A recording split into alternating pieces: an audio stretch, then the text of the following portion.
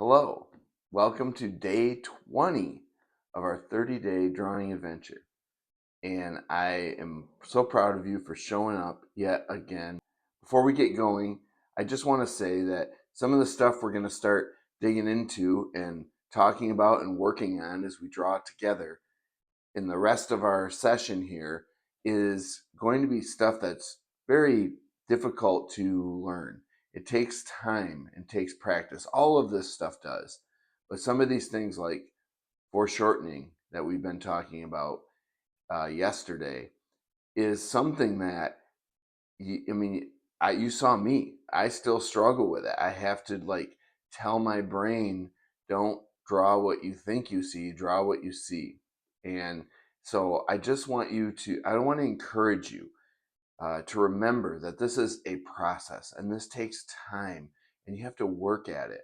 But that's what you're here for, right? You're here to learn this and work at it, and you can do it. I 100% believe that you will see progress over time. You use that two best friends of failure and your ability to know something doesn't look right in tandem to refine and get better and better and say, hey, I drew that. Yes, it took 20 minutes, a half hour, an hour, but it doesn't look right.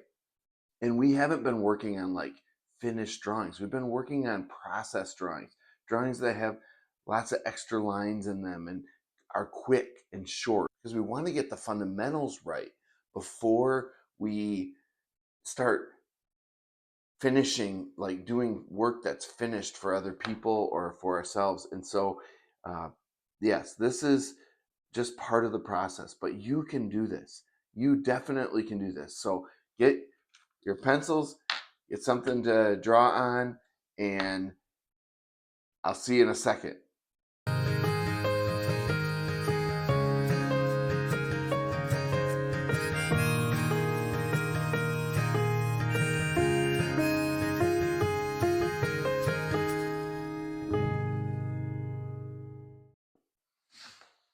All right. Today is kind of our second day of foreshortening. And I actually started you off on kind of a difficult thing, which is doing a live or still life drawing of a mug with foreshortening with the handle.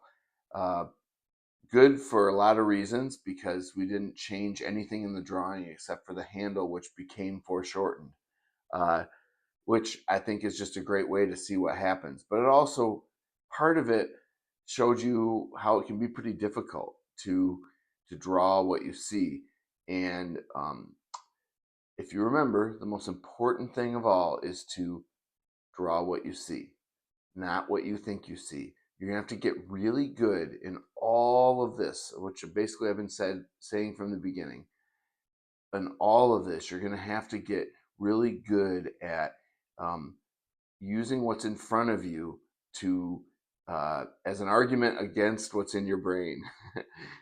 All of drawing is really that way, and I think when I see people struggle, I see mostly that they're drawing what it's supposed to look like and not necessarily what it does look like.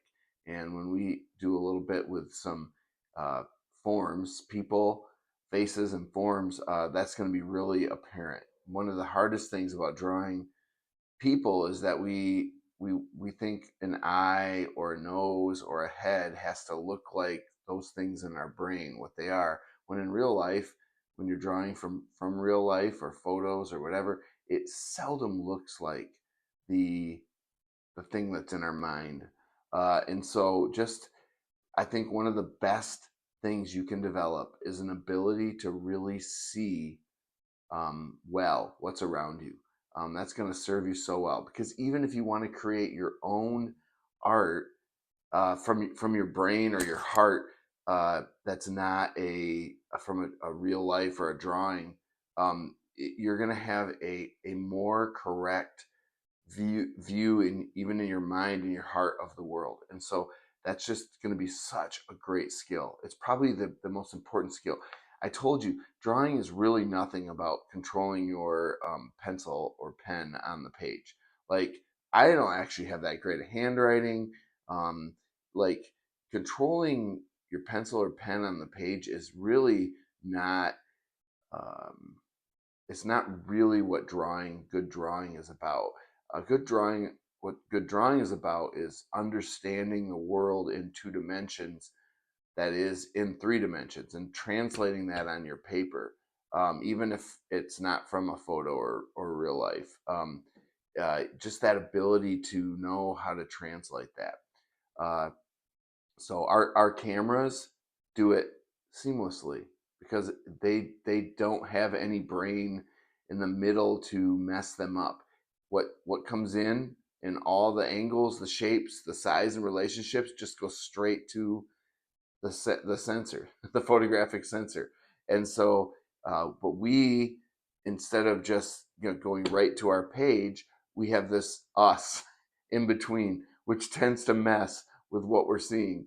And I'm telling you, the it's not our technique or our control ability. It's literally understanding better how to translate that into 2 dimensions. So today you're going to do foreshortening kind of 2.0, and it is the same principles we talked about yesterday, but I want you to find a photo of foreshortening. And you could take this photo. You can have someone point at you like I was doing before. I want to see some of the arm, not just completely a hand, but some of the arm, or a photo of someone riding a bike toward you.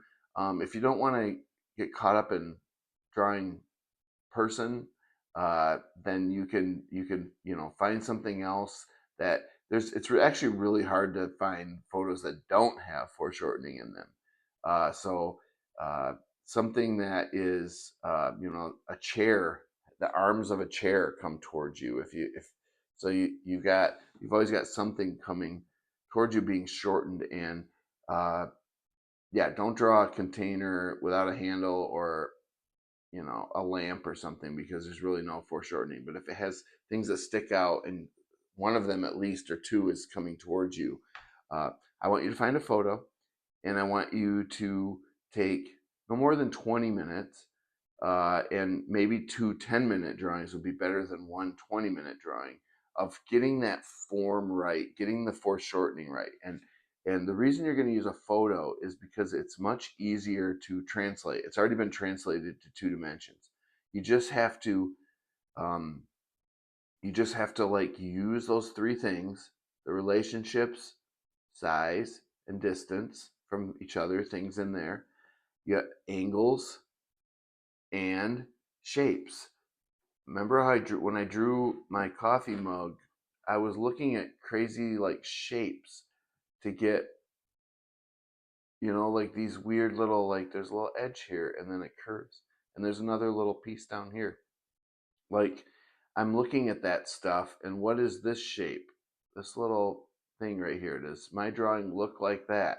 Um, you're just, those three things are just gonna, they're actually, if you follow those three things, you can do all of these more difficult things in a different way. So like tomorrow we're going to talk about perspective. Perspective is this huge monstrosity of a science almost for drawing. But if you learn those three things, the relationships of size and distance, angles and shapes, you really almost don't have to know how to do perspective. So it helps definitely if you're doing a lot of things with perspective, but you almost don't have to know if you just learn those other things really well. So go get a photo, and draw some foreshortening from photos, and use your little measurements. Like say, okay, their body is this big and their arm is this big, or whatever it is you're drawing, and compare those things and make sure you're not drawing, if you're drawing a person like this distance, this is going to be hard to do. I drank all my coffee. This distance right here is going to be like, like, what is that? Like a third or something of my whole body, or it's the same thickness as my head, the arm. But this arm going down is like many times that. So you just have to use those things and work at it, and uh, that is going to be your best help for doing that. So do that, and we'll be back tomorrow. Don't get frustrated. Don't get too frustrated. Don't give up. Stay at it. I promise you'll get this. You can do this. Thank you for drawing with me.